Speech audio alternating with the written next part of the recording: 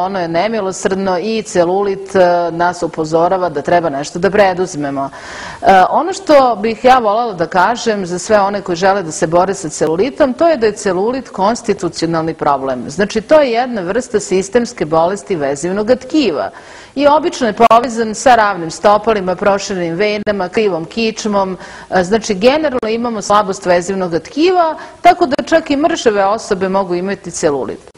Naravno, celulit je mnogo izraženiji kod onih koji su malo ovako elegantno popunjeni i veoma često oni razmišljaju se o tome, žele da reše jednom i odmah i žele da odu i kod hirurga na liposukciju, pa šta košta ne košta da se taj celulit ukloni. Međutim, čak i oni koji idu na liposukciju treba da znaju da čak i kada uradimo operaciju, opet ćemo se družiti sa celulitom i boriti se sa njim svaki dan. Znači, ako nešto radite protiv celulita, treba da radite maltene svaki dan, ali se taj trud na kraju ipak isplati.